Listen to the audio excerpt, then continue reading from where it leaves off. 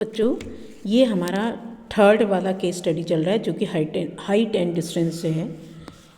इसमें एक्चुअली एक सीक्रेट बताऊँ आपको, ये ऊपर का कुछ भी रीड करने की आपको नीड नहीं है। इसमें आपको डायग्राम में हर एंगल शो किया हुआ है, तो डायग्राम की हेल्प से आप क्वेश्चन सॉल्व करोगे। सबसे पहले देखिए, C D is H metre, तो find the distance of B D in terms of H. C D given है आपको, कहाँ पे है देखो, सी डी ये है, आपको बी डी की डिस्टेंस बतानी है। ये है देखिए बी डी, ये डिस्टेंस लेट सपोज एक्स है और इन टर्म्स ऑफ एच।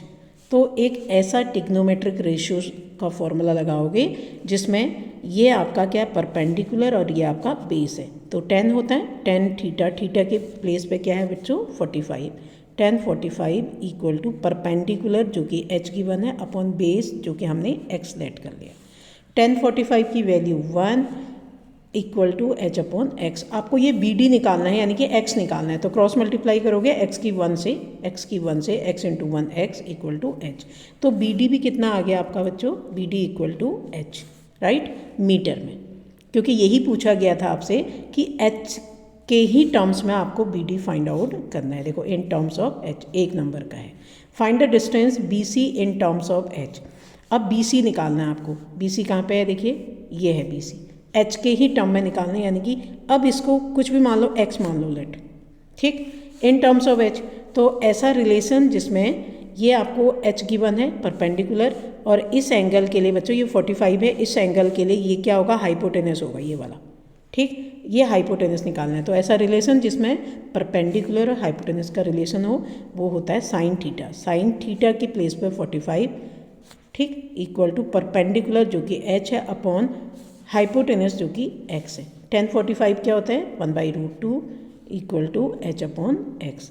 एक्चुअल में ये हाइट एंड डिस्टेंस के क्वेश्चन बहुत ईजी होते हैं। क्रॉस मल्टीप्लाई करोगे एक्स इक्वल टू √2 एच।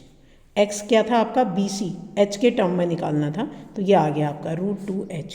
क्या आ गया, √2 H. This is your answer metre में, ठीक। 2 नंबर तो आपको फ्री के ही मिल गए, ऐसे ही है ना। क्वेश्चन नंबर 3 देखो, height of C E of the lighthouse और √3 की वैल्यू दी है आपको।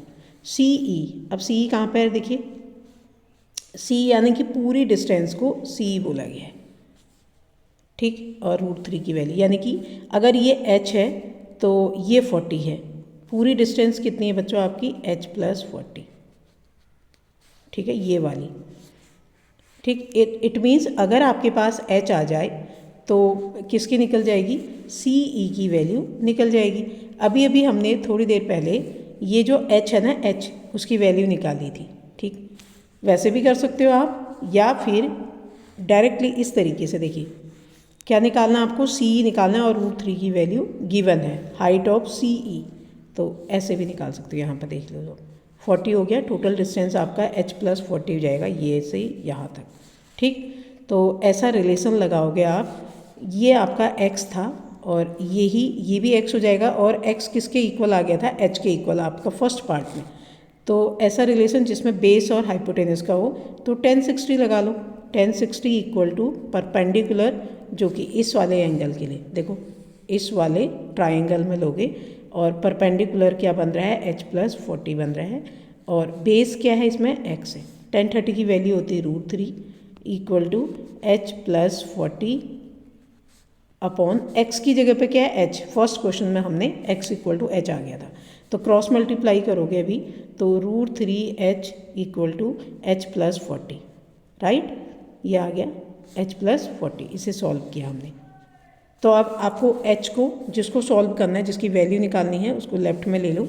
√3h - h इक्वल टू 40, और √3 40, हाँ ये 46 नहीं है, 40 है, h कॉमन ले लीजिए। √3 में से h को माइनस नहीं कर सकते हो, इसलिए कॉमन लेना पड़ेगा। √3 - 1 हो जाएगा इक्वल टू 40, ठीक है।